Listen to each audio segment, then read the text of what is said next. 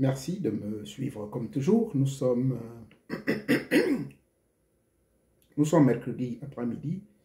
Il est 19h, je dirais soir, mais de voir il fait encore jour. Je vais donc vous entretenir ce jour sur la détalismanisation. Qu'est-ce que c'est la détalismanisation? Ce terme, je ne sais pas s'il existe dans nos dictionnaires, mais c'est un terme que j'utilise depuis très longtemps dans le passage de mes connaissances auprès de ceux qui sont intéressés à mes enseignements. La détalismanisation. Qu'est-ce que c'est? Et nous parlerons d'autres thèmes. Mais avant cela, nous allons donc écouter à tête reposée cette belle mélodie de l'auteur inconnu et dont je n'ai aucun droit d'auteur, s'il vous plaît. Appréciez. Merci beaucoup.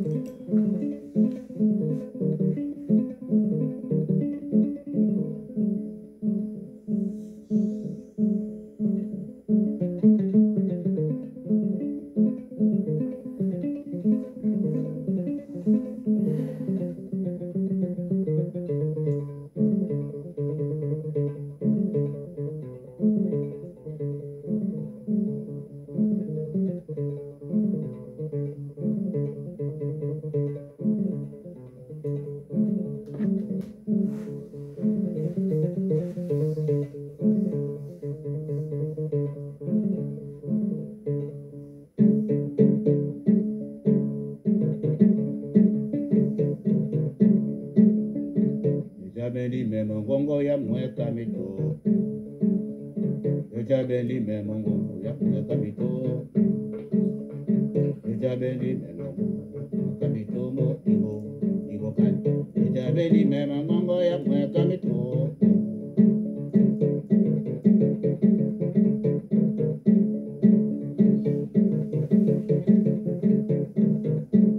Andi bo kanya dibo jabeli memongongo ya mweka mito. Dibo jabeli memongongo ya mito. Jabeli memongongo ya mweka mito. Dibo kanya.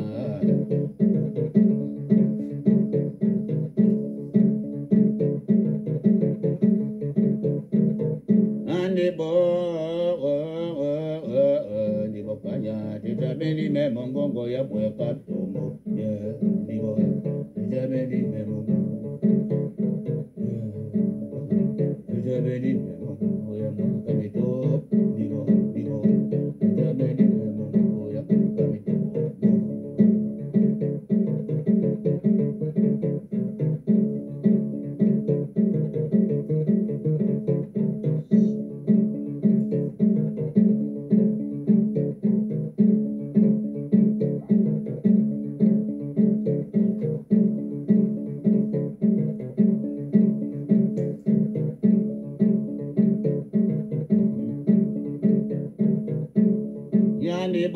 Dibo kanya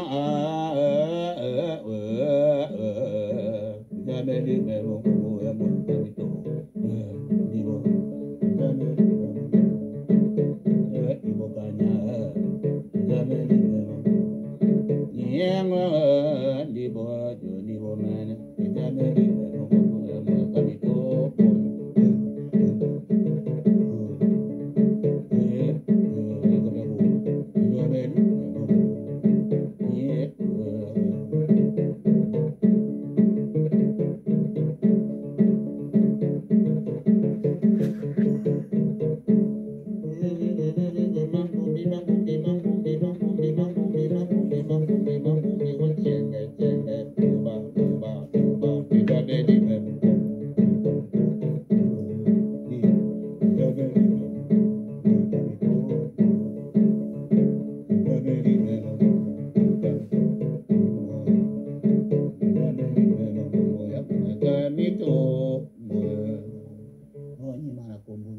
Bouégaï. Aïe. Bassé, bassé, bassé, bassé, bassé.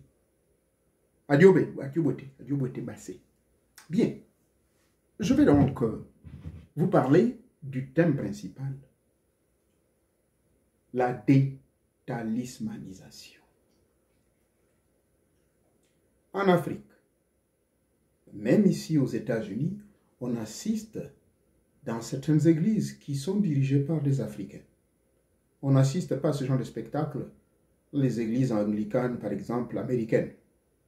Mais c'est beaucoup plus récurrent dans les églises animées par des frères africains, mais qui décident d'ouvrir des églises ici, parce qu'ils ont quitté l'Afrique pour venir ouvrir des églises ici. Ils veulent convertir les Américains. Et quand on vérifie, aucun Américain les assiste. Ce sont leurs propres frères du même village. Bref, on assiste à des spectacles. Et je vous décris ces spectacles. Aucune différence lorsque vous rentrez dans un temple de vaudou haïtien, dont j'ai reçu quelques connaissances, quelques bribes de connaissances. Dans le vaudou haïtien, il se passe ce spectacle où les gens rentrent en transe.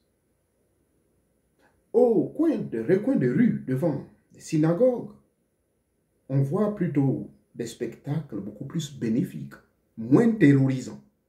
On assiste à un rabbin de l'église orthodoxe ou du judaïsme orthodoxe qui prend un coq blanc, qui fait tourner autour de la tête et qui a un certain nombre de voix. On tranche, le sang est récolté, des invocations sont faites auprès du Dieu Yahvé. Ça, vous le faites en Afrique, c'est de la sorcellerie. Voilà un spectacle que j'assiste pratiquement tous les samedis, le jour du sabbat. Chez mes frères chrétiens, on assiste à des séances de délivrance.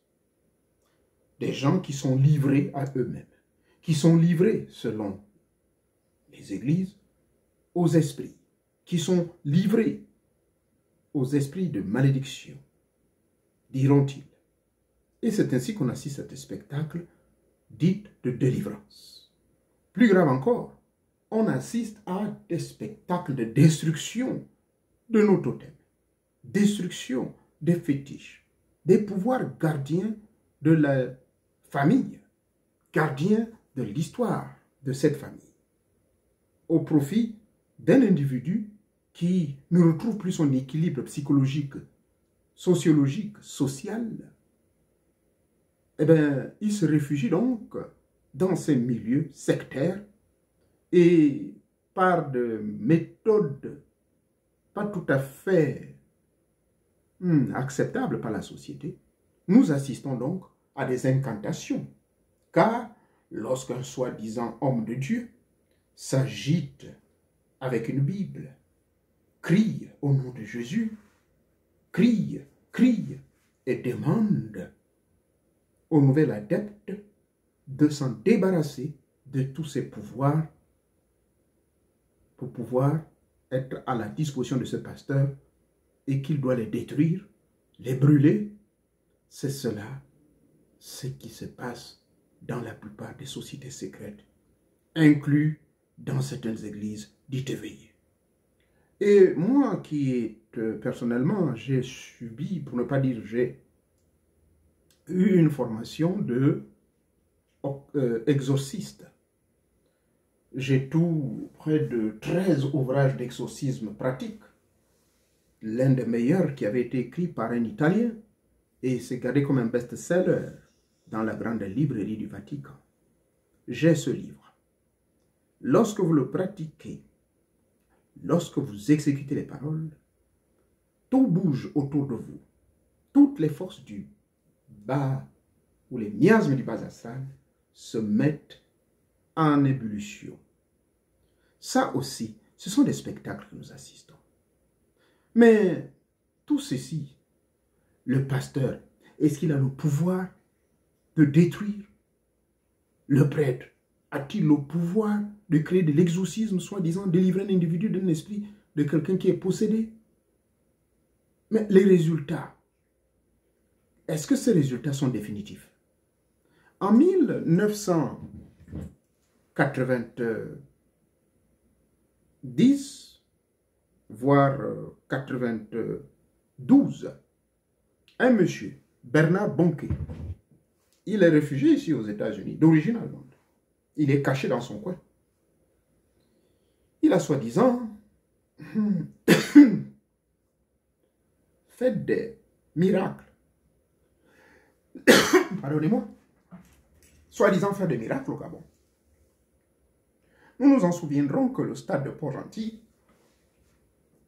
va servir justement de ce terrain où il devait exécuter ces soi-disant miracles de guérison. Ainsi, du haut de son pupitre, au stade de la mosquée, ceux qui s'en souviendront, M. Bonke a demandé aux pauvres Gabonais de descendre carrément sur la place publique et il a insisté que tous ceux qui sont infirmes, tous descendez, vous allez être guéris, vous allez avoir un grand miracle de la part de notre Seigneur. Oui, tous ceux qui sont infirmes, venez ici. Ainsi, on a vu des personnes sur leur tricycle débarquer, n'est-ce pas, au pied de l'estrade, au stade. Et M. Bonke a crié. Et certains se levèrent de ces chaises roulantes. Tous les Port-Gentillais crièrent au scandale. Waouh, voilà un grand homme de Dieu. Mais une semaine après le départ du Gabon, et voilà pourquoi il n'a jamais voulu remettre pied. Tous ces mecs qui soi-disant étaient guéris se retrouvèrent dans l'état initial. Ils étaient toujours sur leur chaise roulante. Mais que s'est-il réellement passé? C'est des choses que j'enseigne aux gens. Ça s'appelle de la manipulation psychosomatique. C'est une manipulation qui ne s'arrête pas seulement au niveau psychique ou psychologique, mais qui va jusqu'à influencer vos organes, qui va jusqu'à influencer votre corps. C'est cela, la manipulation psychosomatique. J'ai un enseignement ici où je l'explique dans le détail. En d'autres termes, donc, la personne sur qui le pasteur crie, le pasteur fait des invocations, s'agite, fait des formulations, eh bien, la personne qui est là, puisqu'il donne toute sa confiance au pasteur, et puis à l'égrégore de Jésus de Nazareth, qu'est-ce qui va se passer? Nous l'avons tous étudié dans la psychologie. Et même lorsque vous rentrez dans les méandres de la psychologie du comportement, vous verrez que l'homme s'adapte. Il y a ce qu'on appelle l'adaptation du milieu et l'influence et surtout la prédisposition d'être enclin à quelque chose, sous couvert des cris des manipulateurs. Ainsi, ces manipulateurs utilisent leur conscient en vue d'invecter et d'injecter des messages d'espoir sur votre subconscient, lequel subconscient généralement ne résiste pas à ce genre de choses. Et c'est ainsi que le subconscient, soumis aux caprices de cet hypnotiseur, charlatan, mercenaire de l'occultisme, eh bien, vous allez voir un soi-disant rétablissement. Mais ce n'est que le résultat temporaire. Alors pourquoi je vous amène là-bas? Et pourquoi le thème de mon enseignement ce soir, c'est la détalismanisation. La détalismanisation, comme vous comprenez le mot détalismaniser, qui vient du verbe détalismaniser, vous vérifierez le dictionnaire, vous n'allez pas trouver tout ceci. Ce n'est que de ma pure création et dans mes propres écrits, j'ai maintenu d'utiliser le même verbe. Maintenant, si la France va me porter plainte, ça n'engage que. Alors pour moi, j'ai fait des recherches dessus. J'ai compris que le talisman est un réceptacle. Le talisman est un réceptacle.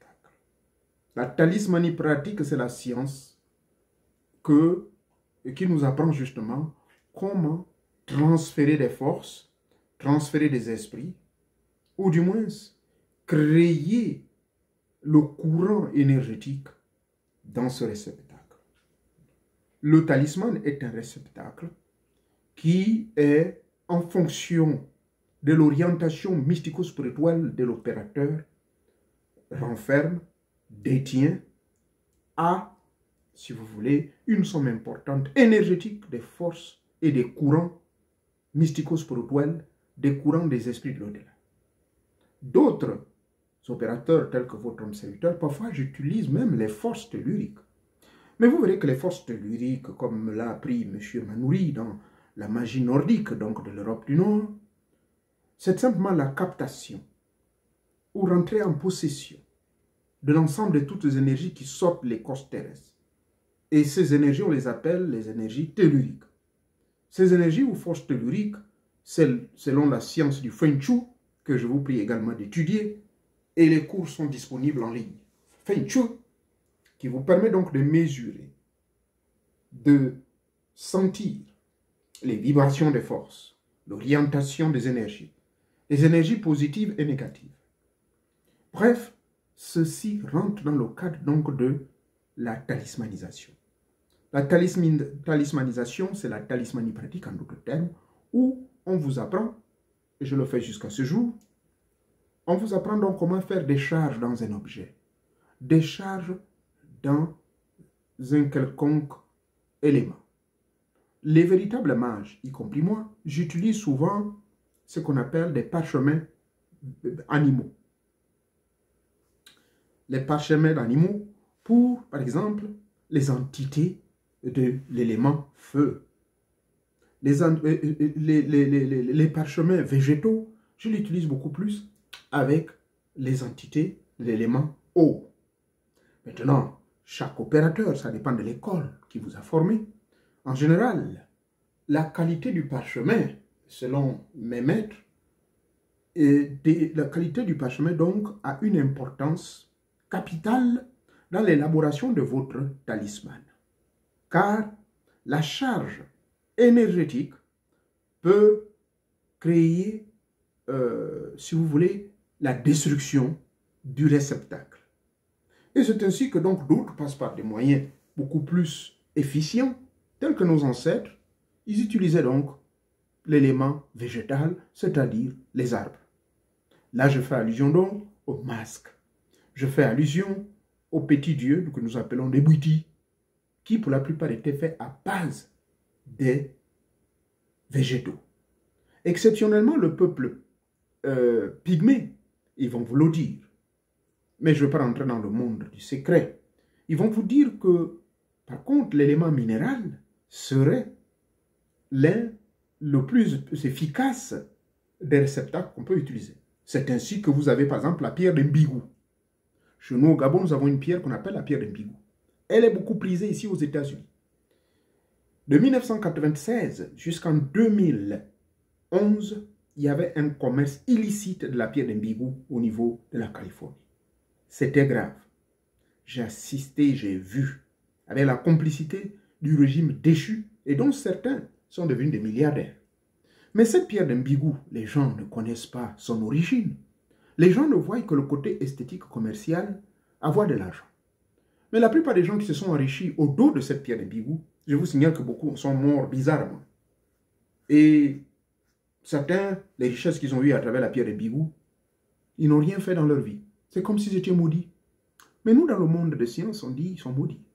La pierre d'Embigou également, donc, est un talisman. Mais il faut savoir donc comment utiliser cela. Eh bien, il y a de cela 18 ans. Je vous amène donc vers les années 2006. Je rencontre un chaman amérindien de la tribu de, je crois, Cherokee, la tribu Cherokee. Et je le vois donc en possession de certaines pierres. Je vois une pierre qui est similaire à la nôtre. Et cela, je profitais donc d'un enseignement de 8 heures de temps, sanctionné par un certificat. Le pouvoir talismanique, comment transférer et comprendre que le talisman le plus puissant, parmi les 4 éléments, c'est surtout, je voulais dire parmi les 5 règnes, pardonnez-moi, c'est le règne minéral. Mais cela ne veut pas dire que tous ces 5 règnes se négligent. Je disais le règne animal. Moi, je fais la plupart de mes talismans à partir du règne animal. C'est-à-dire, c'est ce que vous appelez la peau de bête. Mais dans nos sociétés secrètes, vous verrez qu'on utilise la peau d'une certaine bête. Vous verrez qu'on utilise les plumes d'un certain oiseau. Mais tout ceci, c'est une connotation et une relation pour dire que les parchemins animaux jouent un rôle important également dans la conservation de certaines forces cosmiques. Je dis bien, j'insiste sur le mot force et énergie. Pour essayer d'expliquer un peu à nos amis, les pasteurs, qui pensent que en faisant des prises de judo, en passant tabasser les objets sacrés, en criant comme des fous, c'est cela qui apporterait une soi-disant délivrance à leurs adeptes. Mais je vous ai dit au début, avant de continuer en profondeur, que le comportement des personnes qui soi-disant étaient délivrées des fétiches des familles, remarquez bien que ces personnes, comment elles finissent dans leur vie. Le pasteur est venu faire ce qu'on appelle de l'impressionnisme. Au nom de l'égrégore, c'est normal. Il y a le phénomène du groupe. Il y a le phénomène de la foi. Et je l'ai toujours dit tous les jours. Car il n'y a que celui qui vit par la foi qui doit accepter bêtement, sans chercher à raisonner, sans apporter l'esprit critique scientifique, accepte et c'est comme cela. C'est pour cela, dans certains milieux que j'ai fréquentés, des milieux spirituels, la foi est synonyme de paresse. Crois seulement et tu vas tout recevoir, le Seigneur fera le miracle. Voilà, sur ce mécanisme, donc, lorsque le pasteur s'agite et dit qu'il a détruit votre fétiche, eh bien, vous pensez que ce fétiche est détruit. Selon les lois talismaniques, un fétiche ne peut pas être détruit de la sorte. J'ai vu des frères maçons qui, soi-disant, auraient accepté Jésus à cause de tous les désordres qu'ils ont faits, oubliant que dans leur pratique maçonnique, ils ont associé des pouvoirs de magie noire à l'intérieur. La maçonnerie n'a qu'un égrégore puissant du point de vue financier et qui fonctionne sur des entités hors balance de nos entités africaines qui sont les plus puissants. Ça, tout le monde veut le savoir. Maintenant, sur donc la talismanisation, c'est quoi? Vous canalisez selon la talismanie pratique. Allez-y me suivre mon enseignement ici, qu'est-ce que la talismanie pratique et comment ça se passe. Vous canalisez donc certaines forces. Selon la position de la Lune, par exemple, là, cette semaine, c'est la meilleure période de faire les techniques de talismanisation et surtout les techniques de pratique de haute magie. Commencez à faire des demandes sincères. Tous ceux qui pratiquent la haute Kabbale, c'est le moment même de lancer vos travaux. Parce que nous sommes au premier quartier de la Lune et vous devez continuer à le faire jusqu'à la Lune pleine. Et ça, tout le monde qui fait les cours de sorcellerie devait le savoir. Ce sont des cours de base qu'on vous donne dès la première année dans l'étude de la magie, la haute magie, c'est-à-dire la magie opérationnelle et opérative, cérémoniale, voulais-je dire. Donc, voilà un mot qui s'ajoute sur la talismanisation. Les cérémonies. Dans la talismanisation, il y a des cérémonies. Des cérémonies qui, généralement, impliquent des convocations, des manipulations, des invocations et des évocations. Et enfin, les prédispositions de l'opérateur. En réalité, l'opérateur, dans ses prédispositions, il est enclin à garder un code. Et c'est lui, tout comme dans un ordinateur, vous avez un code qu'on appelle le mot de passe, que vous devez changer tous les 90 jours. Bon, moi, je ne sais pas quant aux autres, mais moi, au niveau de l'État où je travaille ici, tous les fonctionnaires, tous les employés d'État, on nous exige de changer le mot de passe tous les 90 jours. Mais je crois que les Russes n'auraient pas hacké notre paye pendant 1 an, hein, parce qu'à un moment, on ne recevait plus notre paye sur ordinateur, on est obligé de nous payer des chèques. Eh oui. Bref, l'opérateur, donc, c'est celui qui détient le mot de passe. Pour vous expliquer à monsieur le pasteur qui pense qu'en détruisant le talisman, en détruisant le fétiche, qu'il aurait détruit les esprits. Non. Les esprits ne sont pas dans cet objet, mais ils agissent en lieu et place, de manière indirecte, sous couvert de leur pouvoir énergétique, c'est-à-dire leur attention est portée vers ce réceptacle. Le talisman, donc, est un réceptacle. Mais quand on dit réceptacle, ce n'est pas un esprit qui s'assoit dedans. Vous comprenez? Comme l'affaire d'Aladin qu'on nous montre. Aladin, autant pour moi.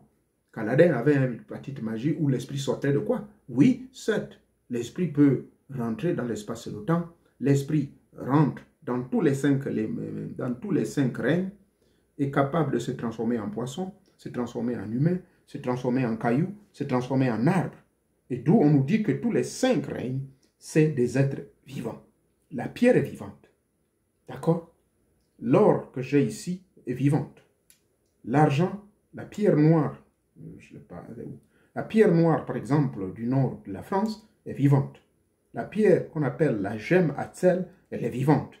Elle renferme des forces énergétiques énormes, lesquelles, au contact de votre épiderme, au contact de votre corps, va générer une charge électromagnétique très puissante et finalement détruire toutes les scories négatives, les énergies négatives. Et vous permet donc de rayonner désormais sur la grande lumière d'énergie positive.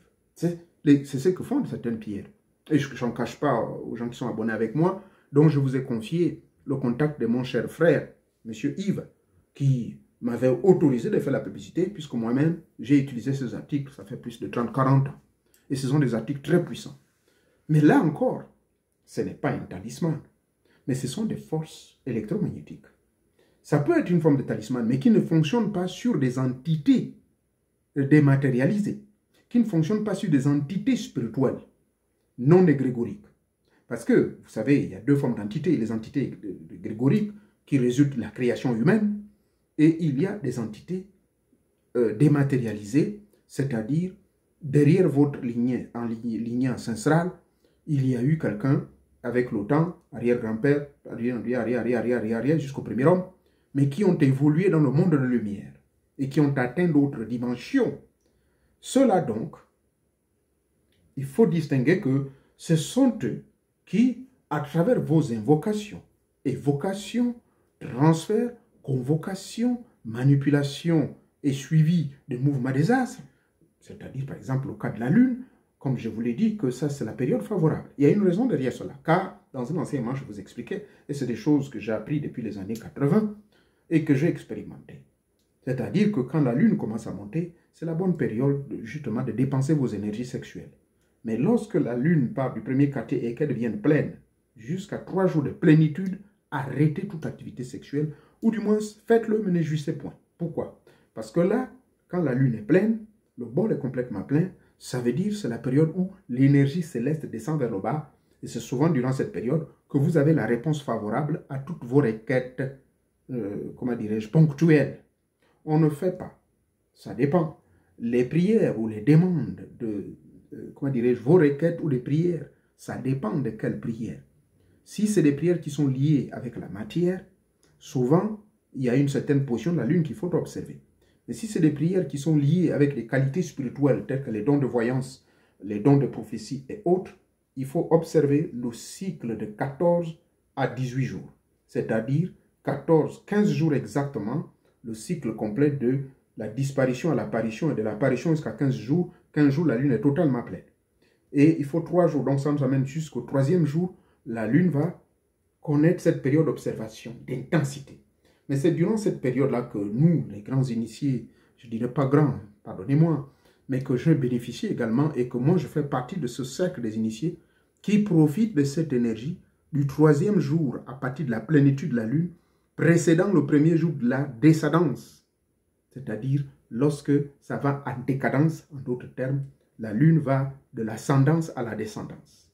Maintenant, quand la Lune va à la descendance, c'est là justement il faut fermer toutes les vannes de dépenses. C'est là maintenant il faut donc faire serrer toutes les vannes afin de conserver tous vos réservoirs d'énergie. Et c'est là vous avez des miracles qui se produisent. Malheureusement, par contraste, je vous avais expliqué que c'est du 14 et le 30 du mois que souvent les gens dépensent beaucoup d'énergie. Et vous savez très bien que c'est durant cette période que les femmes sont en période d'ovulation. C'est là où les hommes sont payés. Et donc, les hôtels sont toujours pleins. Faites l'expérience vous-même, s'il vous plaît, sur le terrain. Donc, monsieur le pasteur, apprenez une chose. J'ai peut-être balancé trop de bouillies ici.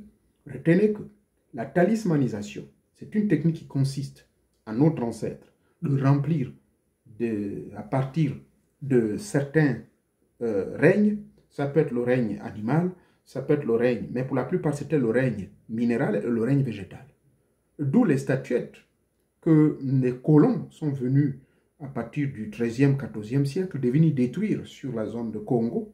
Donc Congo veut dire la zone de l'Angola jusqu'au Cameroun là. Ils ont donc pris tout ça, ils ont tué les prêtres, c'est-à-dire nos ancêtres qui étaient des grands prêtres de Bouété et autres milieux du peuple Ekang et autres qui, bien sûr, ils étaient encore en Égypte à cette époque.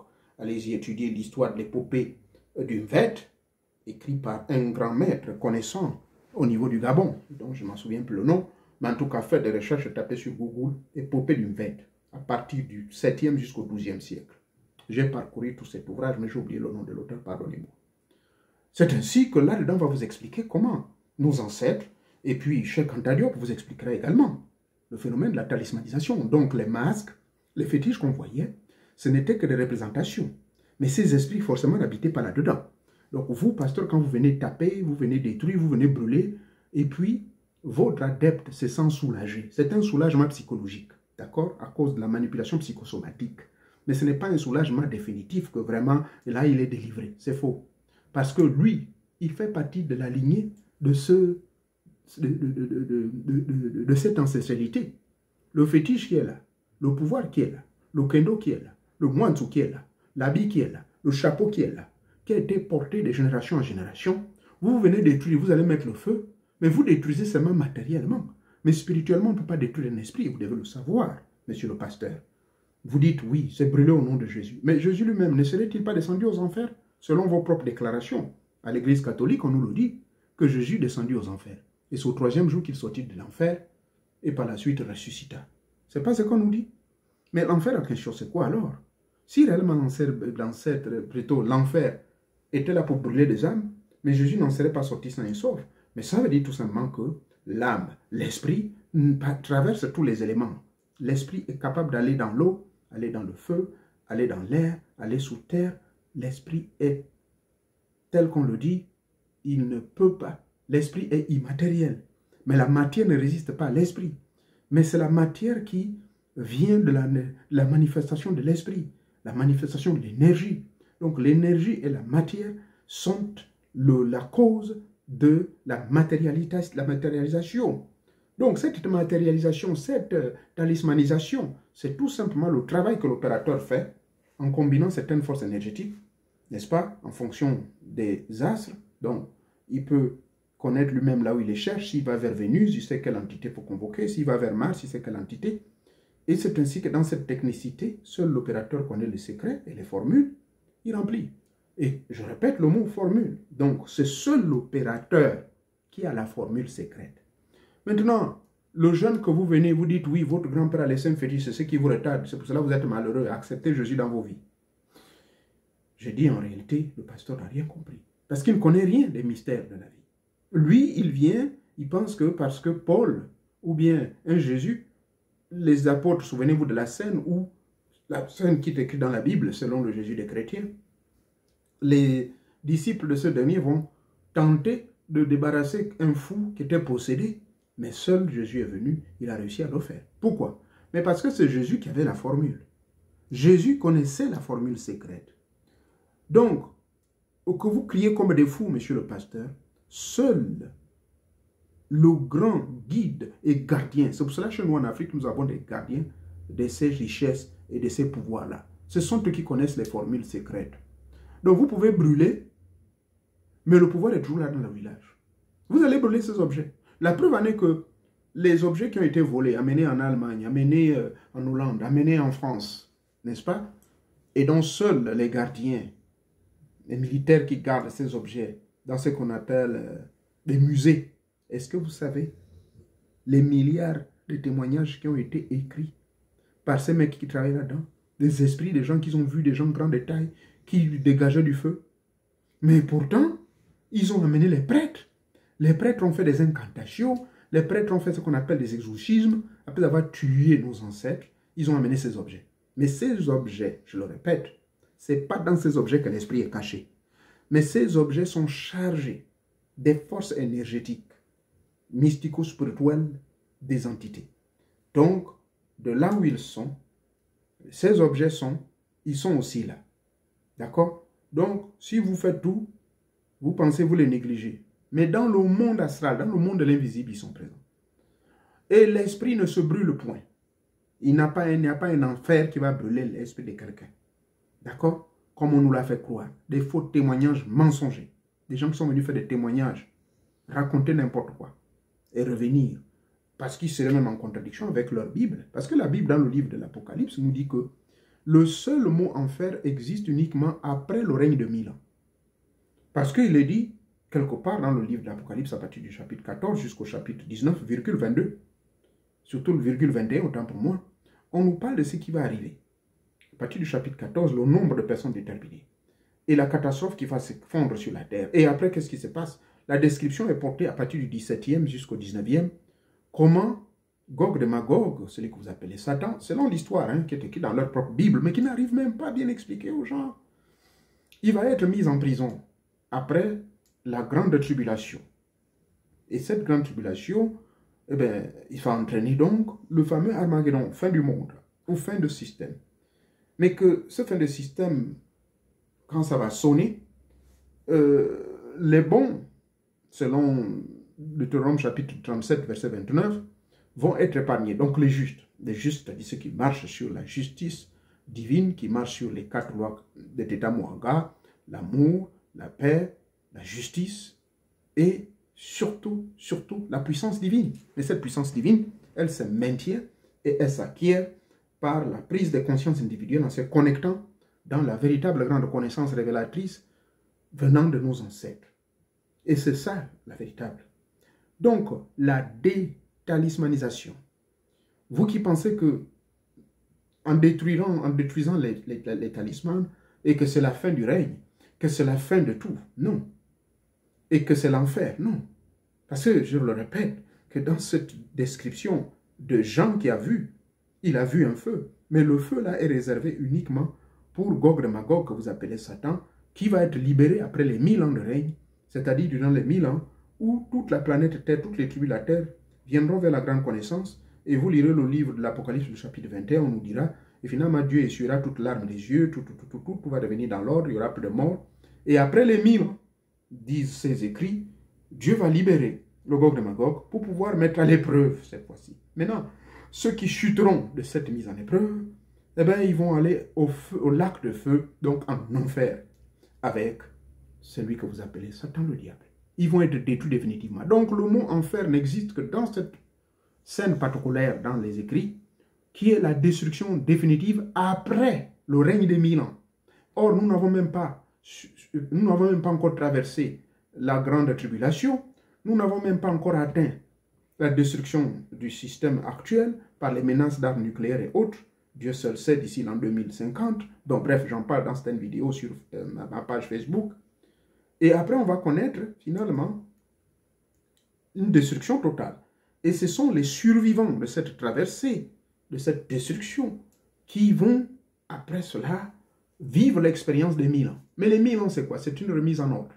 Ça, ce sont les millénaristes, c'est-à-dire les anciens étudiants de la Bible qu'on appelle les témoins de Jéhovah, qui ont décrit ceci vers les années 1882, confirmé par certains mormons et d'autres hommes de science. Et d'ailleurs, Michel Nostradamus, grand prophète de son temps, au XVIe siècle, en parlait également, c'est-à-dire celui qu'on appelait Notre-Dame de Saint-Michel, devenu Nostradamus. Dans ses effigies, il en parle. Les écuries, on appelle. Il décrit tout cela. Donc, il n'est nulle part question d'un enfer qui brûlerait les gens. Le mot enfer, même Nostradamus en parle, et même d'autres écrivains inspirés, d'autres prophètes qui ont eu des visions, et notamment même Jean, celui qui a écrit, et même Pierre, dans l'Apocalypse de Pierre, il rentre dans les détails pour bien expliquer cette affaire-là, de fameux enfer, que seul le diable, après les 1000 ans, va être jeté là-bas dans le lac de feu. Bref, donc la détalismanisation n'est pas une destruction au feu. Vous n'allez pas détruire les esprits.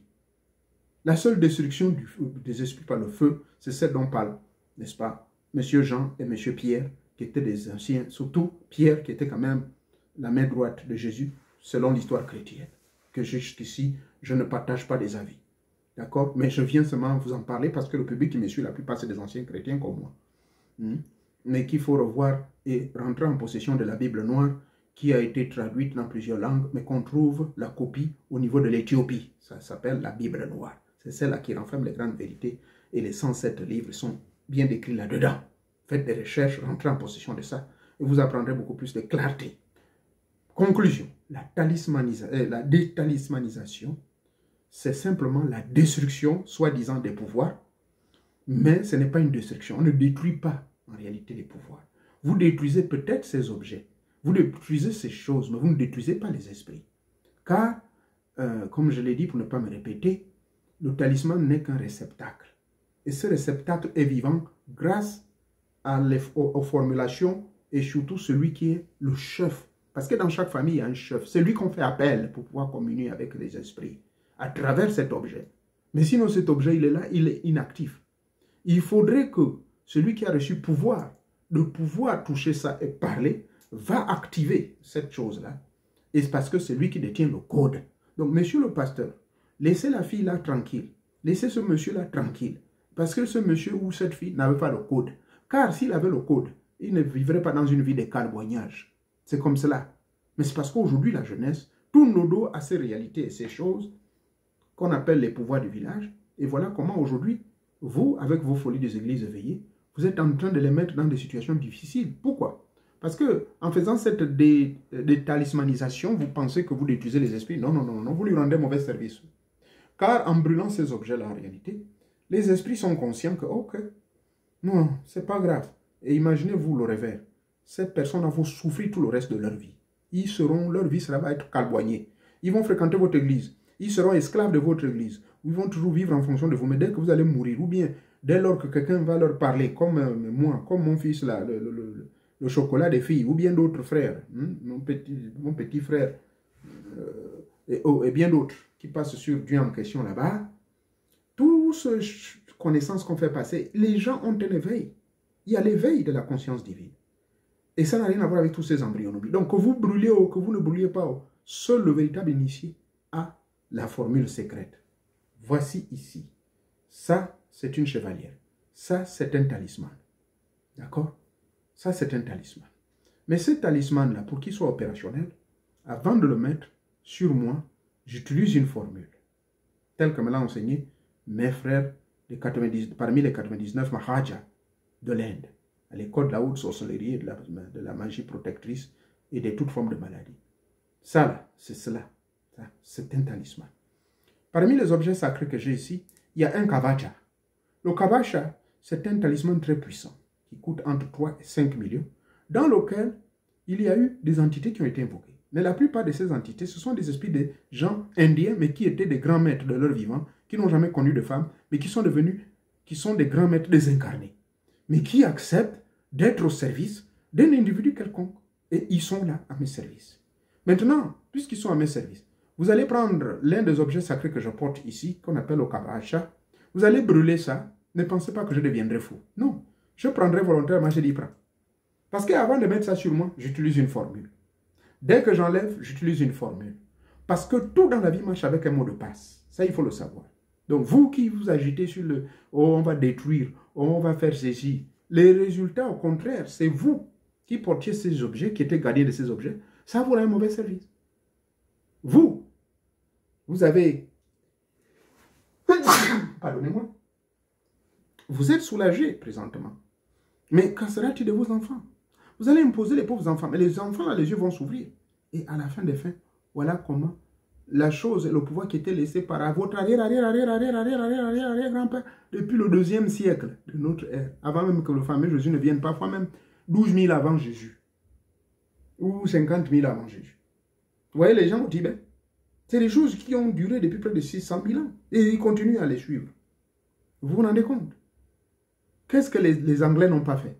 Ils sont allés là-bas, tabasser ces mecs-là, demander à ceux qui livrent les secrets. Voilà, aujourd'hui, maintenant, on trouve beaucoup plus de moines anglais là-bas au Tibet. Avec peut-être 3 ou 4 Français qui sont devenus maintenant des moines. Mais vous voulez maintenant suivre l'histoire des moines des monastères de Tibet, alors que vous les avez tués comme des fous. Chez nous au Gabon, on a plein de frères blancs qui sont des bouddhistes, initiateurs du bouddhisme. Mais c'est parce qu'ils ont eu ce qu'on appelle l'éveil de leur conscience divine.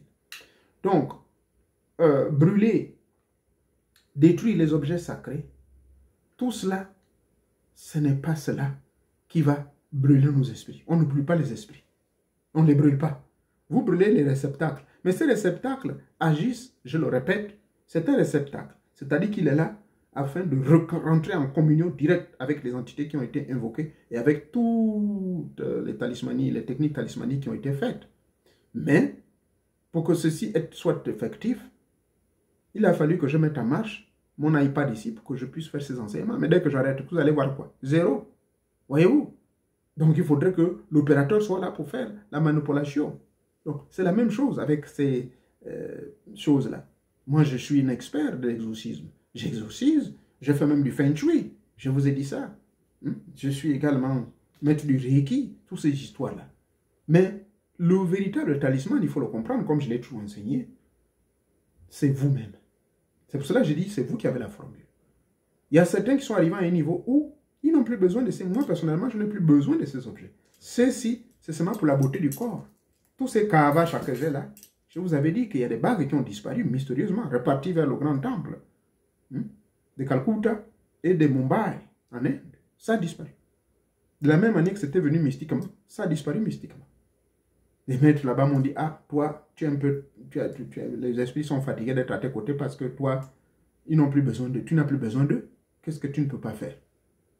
Je n'ai pas dit par là que maintenant, moi, je vais rentrer dans le feu. Ça, je ne suis pas à cette capacité. Ou je vais maintenant flotter sur les eaux. Sauf si j'observe pendant 6 ans la technique laissée par les ancêtres, la tradition chinoise, dans le taoïsme. Oui, j'ai ce vieux grimoire qui est là. Ce livre a été écrit dans les années 1783. Il est là, je l'ai. Mais j'ai même copié les parties où on vous montre les techniques de méditation taoïste, où on vous apprend comment vous élever dans l'air et comment marcher sur l'eau. C'est là. C'est cela. C'est là, c'est dans cette partie-là. Je l'ai photocopié, un vieux livre. J'avais acheté ce livre-là dans les années 75. Donc, lorsque le corps et l'esprit sont unis, ne font que un, vous devenez l'homme divin. Et de par ce fait, par certaines techniques taoïstes secrètes, et dont je répète chaque soir, mais pas sauf que je fais la paresse, il y a 1, 2, 3, 4, 5. Il y a 5 techniques qu'il faut faire tous les soirs. Et vous verrez, vous allez traverser les eaux. Voilà. C'est un vieux grimoire, mais je fais les photocopies uniquement de ça. C'est là. Les techniques, vous êtes là en technique de méditation profonde, taoïste, vous allez devenir invisible. Tout ça sont des secrets des autres traditions. Donc, un initié des traditions, ce n'est pas forcément les traditions de l'Afrique. Il faut maîtriser aussi. Il faut connaître les autres traditions. Parce que toutes les traditions ont une seule origine et un seul ancêtre. Et vous savez qui est cet ancêtre, non? On l'a trouvé où? Si vous suivez très bien mes enseignements, vous verrez où se trouve cet ancêtre. Le Gabon est un pays béni, je vous en prie. Profitez des connaissances. Profitez de faire du vrai tourisme dans le Gabon profond. Vous allez découvrir beaucoup de choses. Car en Inde, on m'a dit, tu viens faire quoi ici? Ton Gabon est puissant. Je vais au Brésil, on me dit la même chose. Ici, avec les Amérindiens, ils regardent dans leur vampire, dans l'eau, la boule de cristal, ils ne voient que le Gabon. Vous avez le Bénin. Vous avez le Bénin, le Gabon. On m'avait donné la liste là. Il y a 5 pays en Afrique là. Mais où est-ce que j'avais même noté? C'est des pays qui ont seulement 5 lettres. Tous ces pays-là. Donc le Bénin, le Gabon, le Burkina et je crois qu'il y a un autre. Il y a 5 au total au niveau de l'Afrique. Il y a un qui est du côté de l'Est, 2 qui sont du côté de l'Ouest et 3 plutôt, y compris le Bénin et le Gabon. Et il y a un autre pays qui est vers le sud. Voilà. Le Congo, voilà. Le Congo fait partie. Donc, vérifiez bien ceux qui sont originaires de ces pays. Vous me donnerez tort ou raison, mais vérifiez bien. Gabon, Congo, Bénin, Ghana, voilà, le Ghana. Et il y a un 5e pays là que j'ai oublié, qui est du côté de l'Afrique de l'Est. Donc, tout cela pour vous dire quoi? Que, avec tout ce que vous pouvez faire comme bricole, tentez de brûler nos histoires. Vous brûlez seulement des objets. Mais est-ce que cela vous avez brûlé les esprits? Non, c'est faux. C'est du mensonge. L'esprit ne brûle pas.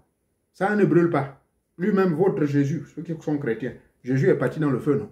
On nous dit ça dans la prière catholique, que Jésus est parti aux enfers, après 3 jours en enfer, il est sorti. Mais si l'enfer brûle, maintenant il sort. Vous voyez? Alors qu'il s'agit de Hadès.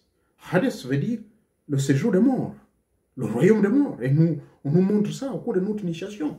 Vous allez les rencontrer. Il y a des obstacles que vous allez voir. Et de là-bas, quand vous avez fait votre rencontre avec eux, vous sortez de là victorieux. Mais le vrai enfer, c'est celui dont je vous parle dans le livre de l'Apocalypse à partir du chapitre 14 jusqu'au chapitre 21. Et le chapitre 22, maintenant, vous donne le message d'espoir. Que le monde est redevenu un. Nous sommes redevenus maintenant un avec Teta Mwanga. Ça, c'est l'interprétation même de la Bible. Mes frères, arrêtons de distraire nos fesses dans des débats insensés sans avoir la connaissance véritable. Je vous remercie. D'ici là, portez-vous bien.